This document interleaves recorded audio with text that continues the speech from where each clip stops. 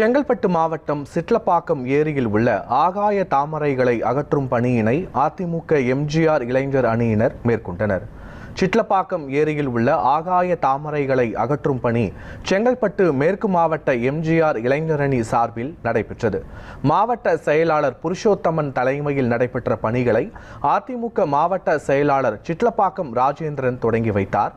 இதனைத் தொடர்ந்து அதிமுக நிர்வாகிகள் பரிசல்கள் மூலம் ஆகாய தாமரைகளை அகற்றும் பணியில் ஈடுபட்டனர். 3 நாட்களாக இந்த பணிகள் நடைபெற்று வரும் நிலையில் ஒரு வாரத்தில் ஏரியை முழுமையாக சுத்தம் செய்ய திட்டமிட்டிருப்பதாக அதிமுக நிர்வாகிகள் தெரிவித்தனர். 2019ஆம் ஆண்டு முறையாக பணிகள் துவக்கப்பட்டது. 50% பணிகள் நிறைவடைந்ததற்கு பிறகு ஆட்சி மாற்றம் ஏற்பட்டது. 2021ஆம் ஆண்டு ஆட்சி பொறுப்புக்கு வந்த திமுக இந்த பணியினை கிடப்பிலை போட்டது.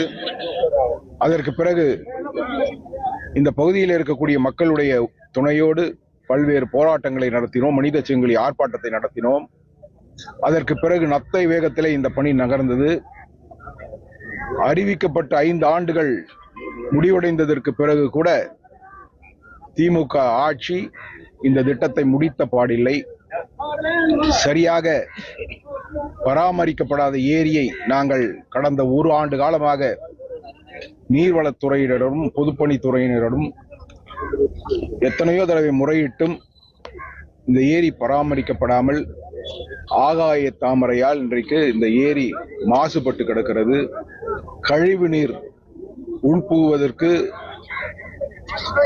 அதனை தடுப்பதற்கு எந்த காரியத்தையும் இந்த ஆட்சியாளர்கள் செய்யவில்லை.